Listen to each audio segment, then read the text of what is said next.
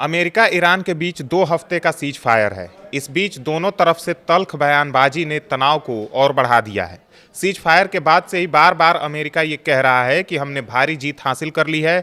Iran ने घुटनों पर आकर सीज फायर की भीख मांगी है। लेकिन आज सुबह ईरान के विदेश मंत्रालय ने अमेरिका पर सीधे सीधे वादा खिलाफी का आरोप लगाया। ईरानी विदेश मंत्रालय ने कहा कि अमेरिका ने वादा समय से पहले तोड़ दिया, ट्रंप ने भरोसा तोड़ा है। ऐसे में अब सवाल यह है कि क्या ये सीज फायर सच में शांति की शुरुआत है या फिर सिर्फ एक छोटा सा विराम जिसके बाद और भी भयंकर जंग शुरू होने वाली है।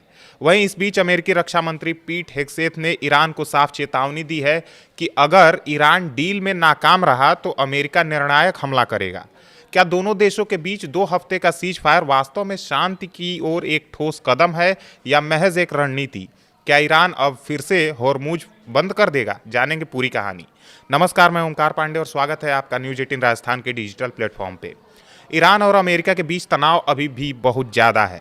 हाल ही में दोनों देशों ने 2 हफ्ते का सीज फायर यानी युद्ध विराम करने पर सहमति जताई थी, लेकिन अब ईरानी विदेश मंत्रालय ने इस पर कड़ी नाराजगी जताई है।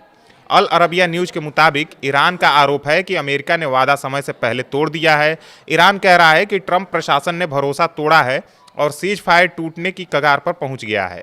दरअसल कुछ दिनों पहले अमेरिका के राष्ट्रपति डोनाल्ड ट्रंप ने ईरान के साथ 2 हफ्ते का सीज फायर घोषित किया था। इस सीज फायर में पाकिस्तान ने बिचौलिए की भूमिका निभाई थी। इसके तहत हमले रोकने थे और स्ट्रेट ऑफ होर्मुज को फिर से खोलने की बात थी, जो दुनिया के तेल व्यापार के लिए बहुत महत्वपूर्ण है। ईरान ने इस सीज फायर को स्वीकार करते हुए अपनी 10 शर्तें भी रखी थी, लेकिन अब ईरान दावा कर रहा है कि अमेरिका ने इनमें से 3 शर्तों का उल्लंघन कर दिया है।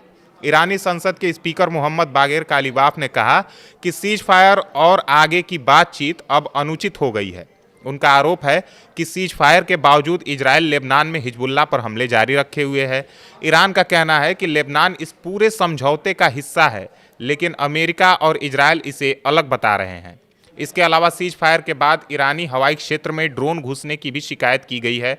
तीसरी बात, अमेरिका ईरान के यूरेनियम संवर्धन को बिल्कुल स्वीकार नहीं कर रहा है, जबकि ईरान इसे अपनी सुरक्षा से जोड़कर देखता है। ईरान के विदेश मंत्री अब्बास अरागची ने साफ कहा है कि अमेरिका को फैसला करना होगा, या तो असली सीज फायर या फिर इजराइल के जरिए युद्ध जारी रखना। दोनों साथ नहीं चल सकते। उन्होंने लिखा कि दुनिया लेबनान में हो रही हत्याओं को देख रही है और अब गेंद अमेरिका के पाले में है।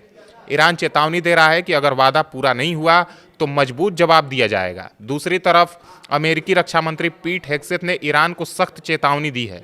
उन्होंने कहा है कि अगर ईरान डील में नाकाम रहा या शर्तें नहीं मानी तो अमेरिका निर्णायक हमला करेगा। हेगसेथ का बयान काफ़ी आक्रामक है। उन्होंने दावा किया कि अमेरिका ने ईरान की सैन्य क्षमताओं को बुरी तरह कमज़ोर कर दिया है और ईरान ने सीज फायर की भीख मांगी थी। उन्होंने कहा कि अमेरिकी सेना मध्य पूर्व में तैयार बैठी है। अगर ज़रूरत पड़ी तो पहले जैसे तेजी और सटीकता से फिर हमले शुरू कर दिए जाएंगे। हेगसेथ ने अभी कहा कि ईरान को अपना संवर्धित यूरेनियम सौंपना ही होगा, वरना अमेरिका उसे खुद निकाल लेगा। उनका कहना है कि सीज फायर सिर्फ एक विराम है, युद्ध खत्म नहीं हुआ है। अमेरिकी सेना अब भी पूरी तरह से तैयार बैठी हुई है और अगर ईरान कोई चालाकी करेगा तो उसका जवाब उसे मिलेगा। ट्रंप प्रशासन का रुख यह है कि उन्होंने ईरान पर दया दिखाई है, वरना और ज़्यादा नुकसान पहुंचा सकते थे। ये हेगसेथ का बयान है। अभी हालात काफ़ी नाजुक हैं। सीज फायर घोषित होने के कुछ घंटों बाद ही दोनों तरफ से हमलों की खबरें सामने आईं। ईरान ने फिर से होर्मुज स्ट्रेट को बंद करने की धमकी दी है। वहीं लेबनान में इजरायली हमले जारी हैं, जिससे ईरान बहुत नाराज है। दोनों देशों के बीच बातचीत अभी भी चल रही है, लेकिन भरोसे की कमी साफ साफ दिख रही है। यह पूरा मामला मध्य पूर्व की सुरक्षा और दुनिया के तेल बाजार को प्रभावित कर रहा है। अगर सीज फायर टूट गया तो फिर से बड़े हमले हो सकते हैं, जिससे क्षेत्र में अस्थिरता फिर बढ़ जाएगी। ईरान लगातार कह रहा है कि वह अस्थायी समाधान चाहता है, न कि सिर्फ अस्थायी युद्ध विराम।